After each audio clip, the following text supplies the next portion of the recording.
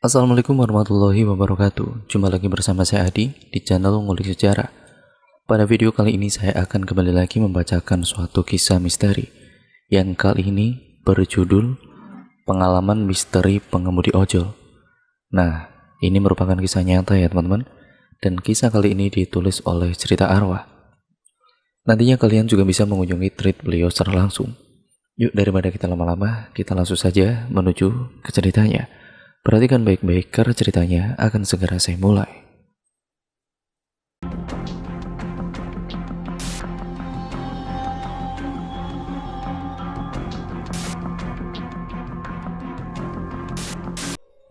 Pak Dayat adalah pengemudi ojol yang kebetulan kontrakannya berada tidak jauh dari kontrakanku saat ini.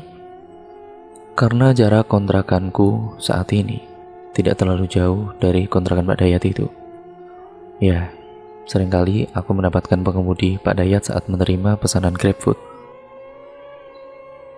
Untuk informasi, jadi begini ya teman-teman. Aku jualan kecil-kecilan makanan online di kontrakan. Saat pencarian driver untuk pengiriman pesanan ke customer, biasanya dipilih dari sistem itu jarak driver terdekat. Oleh sebab itu Pak Dayat biasa mengambil makanan dari tempatku. Aku pun jadi mengenal Pak Dayat dengan dekat. Dari sanalah, baik aku dan Pak Dayat tidak sungkan untuk berbagi cerita pengalaman hidup masing-masing. Nah, bagaimana kelanjutan kisahnya? Langsung saja kita masuk ke dalam ceritanya. Suatu ketika saat aku ingin membeli makan di warung Ibu Esi, aku melihat Pak Dayat sedang meminum kopi di depan teras kontrakannya sambil merokok. Aku pun segera menyapa Pak Dayat. "Pak, nggak narik ojol Pak hari ini? Aku lagi istirahat pulang ke kontrakan dulu." "Atau lagi istirahat pulang ke kontrakan dulu?" tanyaku membuka percakapan. Pak Dayat lalu tersenyum sambil melambaikan tangannya. "Sini Pak Fit, sebentar lagi saya bawain gorengan dari dapur.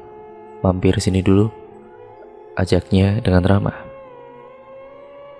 Sambil menunggu warung makan Ibu Esi yang masih ramai dipenuhi pembeli, aku lebih memilih menunggu di teras kontrakan Pak Dayat sambil mengobrol santai. Tidak lama kemudian, istri Pak Dayat itu pun ikut menghampiri dengan membawakan kudapan gorengan hangat untuk kami nikmati. "Si bapak lagi 3 hari ini nggak narik loh mbak," ucap ibu tuntun membuka pembicaraan. "Loh, berarti ini lagi libur pak, apa bagaimana? Pantesan beberapa hari ini saya nggak dapat bapak drivernya." "Iya, saya lagi nggak narik karena sawan mbak, habis ketemu demit," selorohnya sambil tertawa kecil. "Loh, tapi benar kok Mbak Fit, apa yang diomongin si bapak? Bapak itu selain besar badannya doang, tapi nyalinya mungkin masih besaran saya, kelakar ibu, yaitu Ibu Tutut."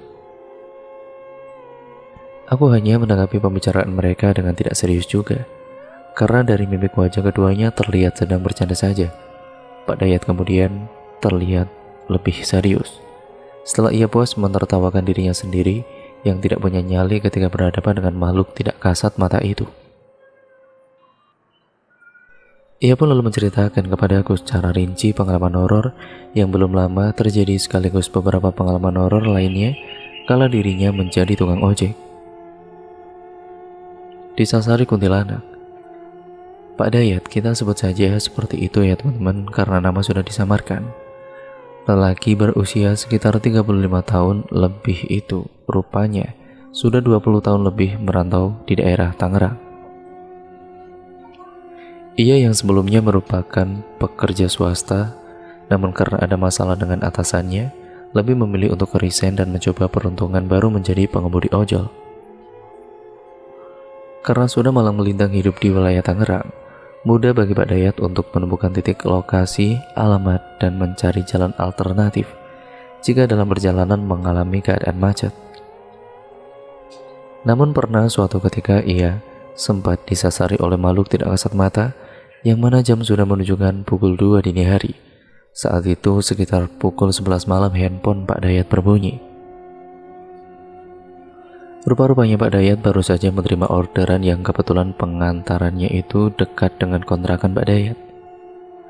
Alhamdulillah nih, rezeki sebelum pulang, ucap Pak Dayat sambil bersiap mengenakan helm dan menstarter motor bebek kesayangannya itu. Ia ingat menerima titik penjemputan di daerah Tanah Tinggi dan pengantaran seputar daerah Karawaci. Saat tiba di titik penjemputan, Pak Dayat menolehkan wajahnya ke kiri dan ke kanan. Loh, mana ini orang? Titiknya benar kok di sini. Batin Pak Dayat sambil memastikan lagi titik itu sudah sesuai. Pak Dayat hanya melihat ada warung kecil yang menjual rokok, dan ia pun sejenak meninggalkan motornya untuk membeli rokok di situ.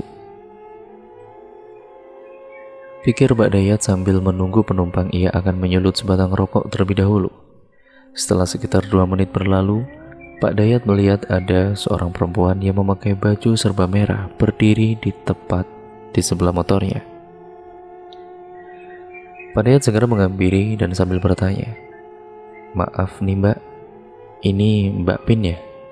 Perempuan itu pun mengangguk dan menjawab datar pertanyaan Pak Dayat. "Iya, benar Pak." Setelah memastikan itu adalah customernya Pak Dayat segera memberikan sebuah helm untuk dipakainya. "Maaf Pak, saya nggak bisa pakai helm. Helmnya disimpan saja ya Pak," tanya perempuan itu masih dengan wajah datarnya. Karena saat itu menurut Pak Dayat sudah hampir larut malam, ia pun tidak khawatir ada rahasia polisi. Sebenarnya Pak Dayat sendiri sudah sering menemukan customer yang memang tidak suka memakai helm dengan beribu alasan. Jadi untuk kasus kali ini Pak Dayat sudah bisa memaklumi. "Ya udah nggak apa-apa Mbak, kalau nggak mau pakai helm." "Oh ya, titiknya tapi sudah sesuai aplikasi kan?" tanya terakhir Pak Dayat sambil menstarter kembali motornya. "Iya Pak, sesuai," jawab perempuan yang bernama Mbak Pin masih tidak berekspresi sama sekali. Dalam perjalanan, Mbak Pin menepuk pundak Pak Dayat sambil berbicara, "Pak, nanti jalannya biar saya aja ya Pak yang mengarahkan, biar cepat sampai." Pak Dayat hanya mengangguk pelan. Ia masih belum curiga dengan penumpangnya itu. Pak Dayat pun membatin, mungkin penumpang ini sudah lebih mengerti jalan. Syukurlah kalau begitu. Sepanjang perjalanan, Pak Dayat hanya mengikuti instruksi arah yang akan dilalui oleh jari telunjuk kanan Mbak Pin itu. Namun arah yang ditunjukkan oleh Mbak Pin hanya soal berputar-putar di wilayah yang sama. "Mbak, maaf dong Mbak, yang bener dong kalau ngarahin jalan. Masa dari tadi nggak sampai-sampai sih Mbak? Saya mau pulang nih. Kalau cuma muter-muter di wilayah sini saja, lebih baik saya turunin Mbak di sini deh," bentak Pak Dayat yang sudah hilang kesabarannya. Di jalan sepi akhirnya Pak Dayat memberhentikan motornya. "Turun Mbak, cari pengemudi lain saja, saya udah mau pulang," bentak suara Pak Dayat sambil menolehkan wajahnya ke belakang. Namun begitu Pak Dayat menoleh, penumpang di belakangnya itu sudah berubah wujud menjadi kuntilanak merah dengan luka leher menganga, serta setengah kepalanya hancur sehingga satu bola matanya terlihat hampir terlepas. "Jangan turunin di sini Pak, saya mau pulang," ucap lirih sosok mengerikan itu. Sontak saja Pak Dayat yang tidak bernyali itu pun dibuat lari terbirit-birit meninggalkan motornya. Sedangkan si kuntilanak nampak terbang sambil mengeluarkan suara nyaring tawa. Pak Dayat kemudian melihat kembali warung rokok yang ia singgahi sebelum membawa Mbak Pin. Dengan langkah kontai, Pak Dayat mengambil warung tersebut untuk meminta pertolongan. Setibanya di warung, nafas Pak Dayat masih memburu dengan keringat dingin serta wajah yang pucat pasi. Pak Dayat segera diberi minum teh hangat serta diajak berbicara oleh pemilik warung. "Kenapa Pak, malam-malam begini ngos-ngosan kayak habis dikejar-kejar setan aja Pak?" tanya si pemilik warung kebingungan. Anu Mas, tapi beneran saya habis disasari kuntilanak Mas. Awalnya wujudnya manusia biasa, lalu saya dibuat muter-muter Mas. Pas saya suruh turun malah terbang sambil tertawa ngikik dengan wajah menyeramkan. Terang Pak Dayat terbata-bata. "Oh, yang kuntilanak merah itu bukan Pak? Kepalanya hancur?" tanya si pemilik warung kemudian. Iya betul lah, kok Mas tahu Mas?" tanya balik Pak Dayat yang penasaran. "Tahu lah Pak, saya pernah dikasih tahu orang tua saya ceritanya. Jadi dulu, pernah ada korban pemerkosaan di angkot yang kebetulan rutenya lewat sepanjang jalan ini. Wanita itu diculik, diperkosa, barang berharganya dirampok, kemudian disiksa, lalu kemudian dibunuh. Ya, belum sampai di situ saja. Mayatnya pun kemudian dibuang di pinggir jalan sehingga sewaktu itu, mungkin sekitar tahun 2000-an, warga menjadi sangat geger apalagi dengan kondisi mengenaskan korban, yaitu luka menganga di lehernya akibat sayatan benda tajam serta kepalanya hancur akibat dihantam batu. Sehabis kejadian itu, banyak warga ataupun pengendara yang mengaku ditampakkan penampakan kuntilanak merah dengan ciri-ciri luka seperti korban. Cerita bapak ini juga bukan sekali dua kali saja.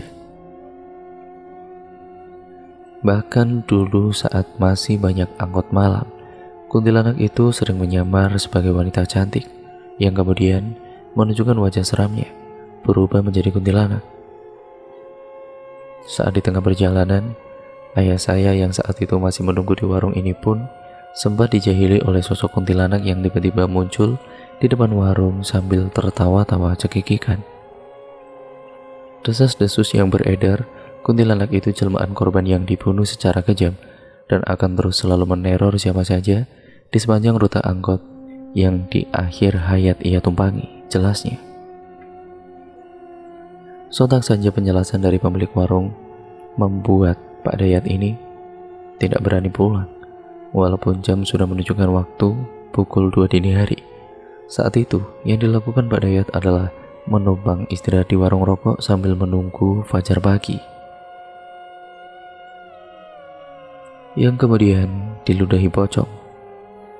Setelah Pak Dayat bercerita pengalaman disasari kuntilanak itu pun, ia masih meneruskan cerita pengalaman mistisnya setelah 5 tahun menjadi driver ojol. Pengalaman yang berkesan kedua menurutnya adalah diludahi oleh sosok pocong. Pak Dayat yang terbiasa mengambil orderan penumpang sampai larut malam, pernah sekali waktu sekitar jam 1 dini hari, sehabis ia menurunkan seorang perumahan laki-laki yang berada di kawasan perumahan elit, Pak Dayat malah tidak sengaja bertemu dengan sosok terbungkus kain kafan itu. Kejadian bermula saat berada dalam kawasan rumah elit tersebut. Setibanya Pak Dayat kebelet buang air kecil, karena sekeliling perumahan itu pun nampak sepi dan sunyi. Ia memutuskan untuk buang air kecil di salah satu rumah besar kosong yang kebetulan gerbang rumahnya terbuka, tidak ada pintu garasinya. Dengan langkah cepat Pak Dayat segera memasuki rumah kosong itu dan berlari ke arah sudut rumah kosong yang gelap sambil buang air kecil. Namun saat mengeluarkan hajatnya, setibanya Pak Dayat, kepalanya itu seperti terkena cairan hangat yang lengket. Seketika Pak Dayat terkejut dan melihat ke arah atas untuk memastikan apa yang baru saja jatuh di atas kepalanya itu. Saat pertama ia menoleh, rupanya pas di tempat Pak Dayat berdiri buang air kecil itu ada sebuah pohon besar. Bulu kutubnya tiba-tiba merinding. Saking kebeletnya Pak Dayat tadi, ia bahkan tidak sadar jika ia tengah berdiri di bawah pohon tua. Maklum saja menurut Pak Dayat sendiri saat itu keadaan benar-benar gelap dan hanya ada penerangan redup di jalan depan rumah kosong, sehingga ia bahkan tidak sadar ada sebuah pohon besar di sudut rumah kosong itu. Pak Dayat kemudian mengusap dengan tangan cairan apa yang baru saja terjatuh di atas kepalanya. Namun rupanya cairan hangat dan lengket itu mempunyai aroma yang amat bau dan benar-benar anjir melebihi bau ikan busuk. Pak Dayat hampir dibuat mual dan ingin mengeluarkan isi perutnya begitu mencium cairan misterius itu. Dengan tergesa-gesa Pak Dayat segera mengakhiri buang hajatnya dan lalu ingin kembali ke motor kesayangannya yang terparkir di depan rumah kosong. Baru saja beberapa langkah berjalan, kepalanya kembali seperti terjatuh. cairan lengket itu sebanyak 2 kali. Pak Dayat yang kesal, ya karena seperti sedang dipermainkan, melihat lagi ke arah atas pohon sambil memastikan apa yang baru saja mengeluarkan cairan lengket itu. Begitu Pak Dayat mengadahkan kepalanya ke arah atas, ia melihat sosok pocong yang duduk di dahan pohon dengan wajah hancur serta mulutnya sedang meludah ke arah Pak Dayat. Seketika Pak Dayat langsung lari mengambil motornya dan langsung pergi meninggalkan kawasan perumahan elit itu. Setibanya di rumah, entah karena Pak Dayat yang masih ketakutan ataukah karena efek diludahi pocong, tubuh Pak Dayat menjadi panas dingin. Selama 3 hari 3 malam, Pak Dayat ini pun sulit tidur karena selain panas tinggi, seluruh persendiannya pun terasa sakit dan nyeri. Pak Dayat sendiri bisa sembuh karena diberi segelas minuman yang sudah didoa-doakan oleh Pak Ustadz, sehingga berangsur-angsur kondisi Pak Dayat sudah membaik. Menurut terawangan Pak Ustadz, Pak Dayat terkena ketempelan ludah pocong karena telah sembarangan buang air kecil di bawah pohon tua di sudut rumah kosong itu. Kemudian mengantar mayit. Masuk di cerita yang ketiga. Rupanya Pak Dayat pernah loh diminta untuk mengantarkan jenazah. Cerita bermula saat ba'da Isya, Pak Dayat yang habis menunaikan sholat Isya, tiba-tibanya mendapatkan orderan dari titik penjemputan rumah menuju ke sebuah rumah sakit.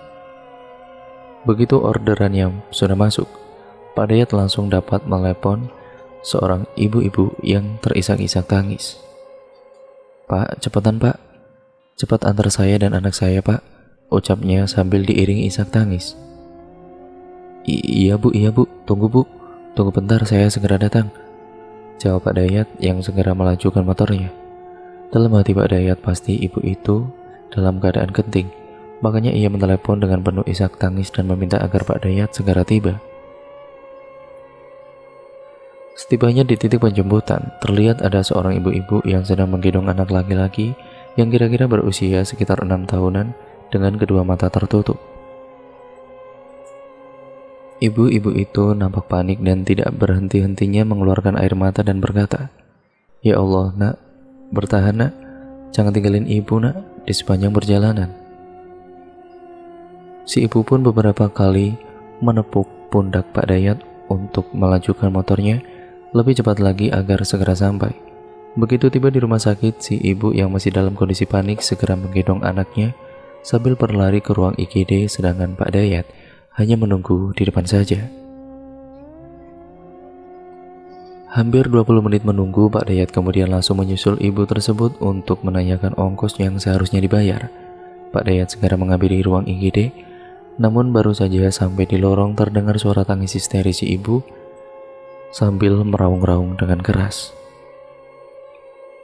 Tidak lama kemudian muncul seorang perawat keluar dari kamar IGD yang lalu berpapasan dengan Pak Dayat. "Suster, maaf saya mau tanya, apa itu suara tangis ibu-ibu yang bawa anak kecil sekitar berusia 6 tahunan itu ya?" tanya Pak Dayat. "Iya betul Pak, anaknya sudah meninggal dunia saat masih di rumah. Sewaktu dibawa ke rumah sakit, kami sudah tidak bisa berbuat apa-apa lagi," jawab si suster. Seketika tenggorokan Pak Dayat seperti tercekat. Berarti sejauh 5 km sedari tadi ia sudah membawa mayat di atas motornya. Pak Dayat pun menanyakan penyebab anaknya itu meninggal, dan si suster pun menjelaskan jika kehabisan napas karena tertelak makanan di dalam kerongkongannya. Mendengar hal itu, Pak Dayat memilih untuk mengikhlaskan saja ongkosnya tidak dibayar. Ia pun tidak enak jika harus menagih haknya kepada seorang ibu yang baru saja kehilangan nyawanya. Pak Dayat langsung melajukan motornya untuk berhenti di salah satu tongkrongan khusus basecamp para pengemudi ojol. Setibanya di sana, tempat itu nampak terlihat sepi, dan Pak Dayat memutuskan untuk singgah sejenak sambil menyulut sebatang rokoknya. Dalam waktu istirahatnya, Pak Dayat itu dari belakang ditepuk oleh salah satu seorang rekan driver ojolnya yang baru saja datang di basecamp. "Mas Dayat, dan dari kapan datangnya mas?" tanya rekan drivernya yang sebut saja namanya Amir. Pak Dayat yang masih suntuk hanya menjawab seadanya jika dirinya belum lama juga singgah di base camp itu. "Loh Mas Dayat, tumben kamu bawa anakmu lagi narik ojol malam-malam begini?" tanya Amir yang tentu saja membuat mata Pak Dayat langsung terbelalak. Anakku? Anakku nggak mungkin dibawa narik lah, ngarang kamu. Lagian jam segini kan dia udah tidur pulas di rumah, jawab Pak Dayat. "Loh, terus anak kecil cowok duduk di jok belakang motormu itu tadi siapa Mas?" tanya Amir yang masih penasaran. "Anak cowok gimana? Saya singgah ke sini sendiri loh Mir. Saya habis bawa penumpang ke rumah sakit," terang Pak Dayat. Amir lalu menjelaskan jika tadi ia jelas melihat ada seorang anak kecil laki-laki yang memakai celana berwarna hitam dan baju berwarna merah sedang duduk sendirian di jok belakang motor Pak Dayat. Tapi anak laki-laki misterius itu pun kini sudah menghilang. Pak Dayat ternyata teringat akan ciri-ciri anak kecil itu, dan tidak lain ciri-cirinya merupakan jenazah dari anak kecil yang Pak Dayat bawa bersama ibu-ibu dalam perjalanan menuju rumah sakit itu. Pak Dayat pun tanpa basa-basi langsung berpamitan kepada Amir untuk segera pulang karena tubuhnya merasa tidak enak.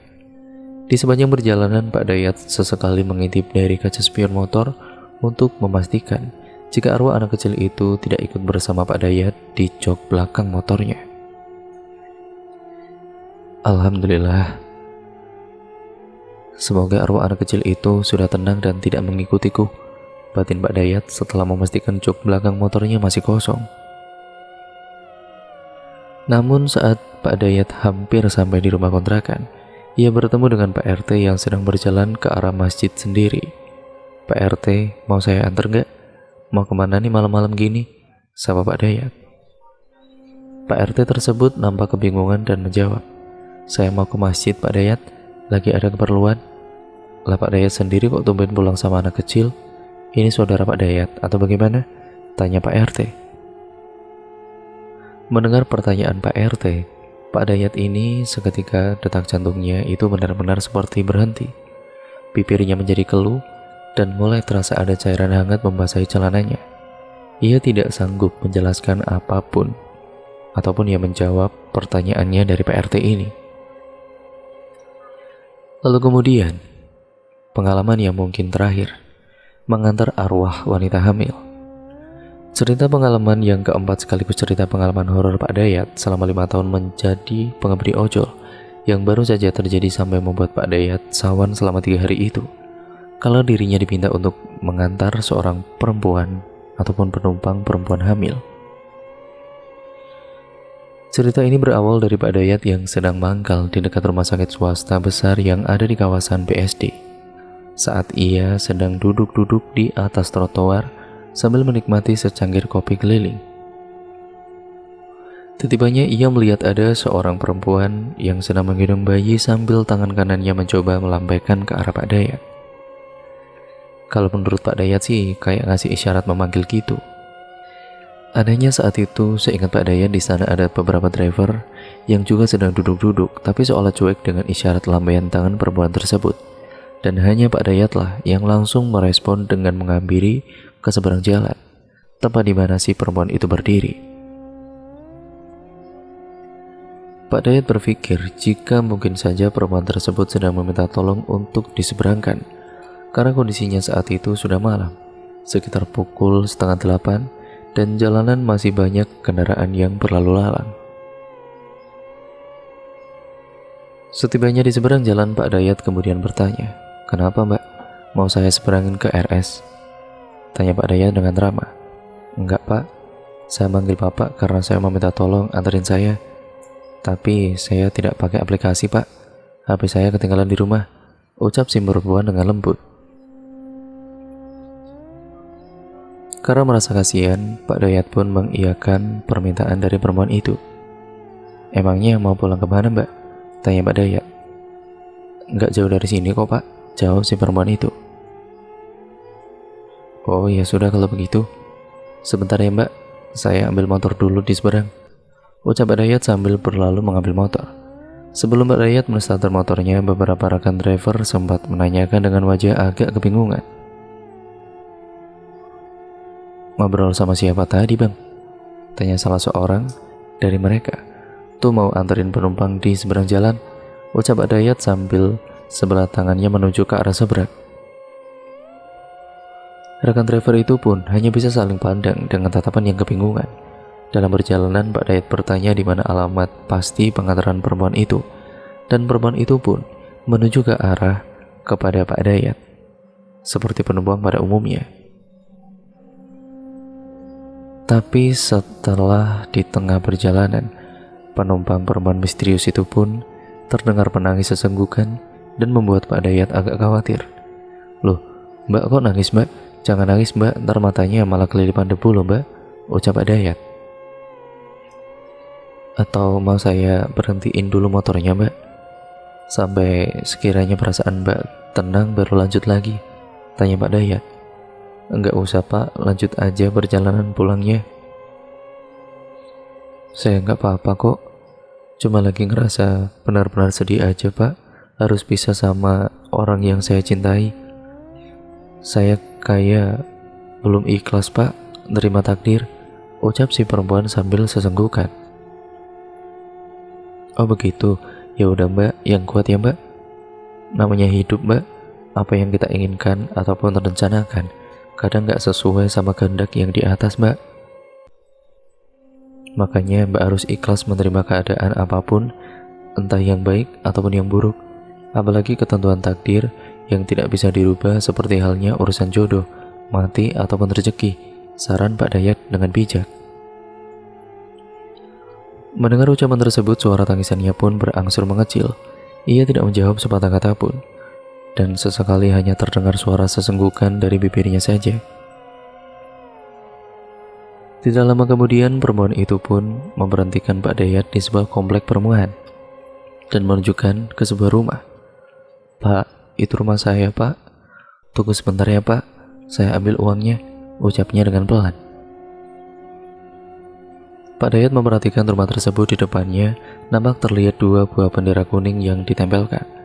Pak Dayat membatin, mungkin saja perempuan tadi habis kehilangan suaminya ataupun orang tuanya.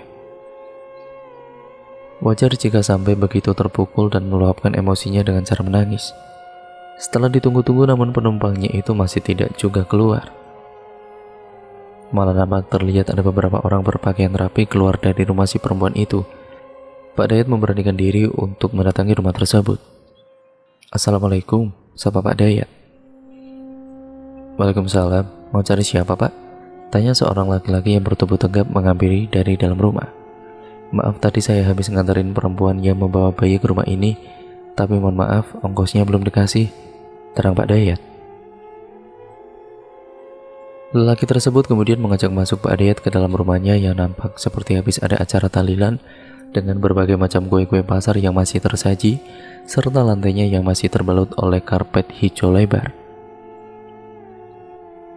Pak Dayat kemudian diminta untuk menceritakan kembali apa yang barusan terjadi dan memberikan ciri-ciri wanita yang diantarnya ke rumah itu.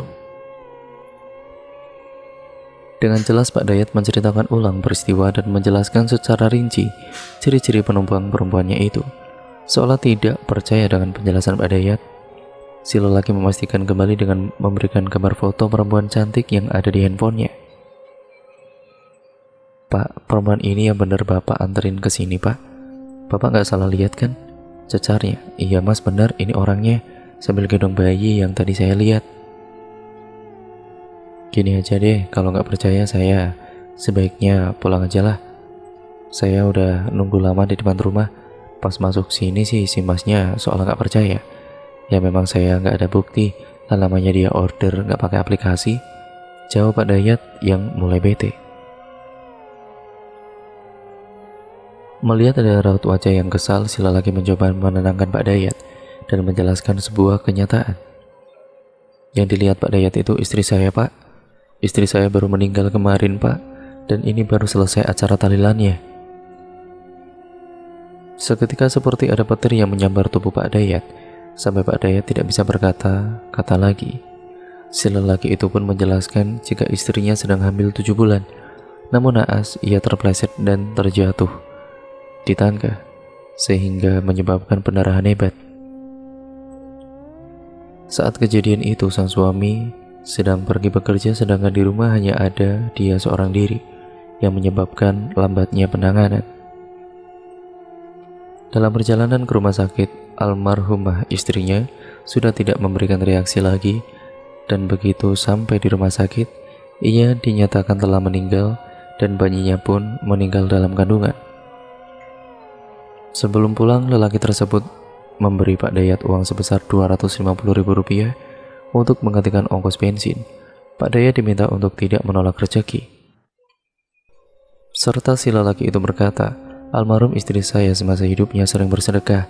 Dia adalah pribadi yang lembut dan tidak tegaan, Pak.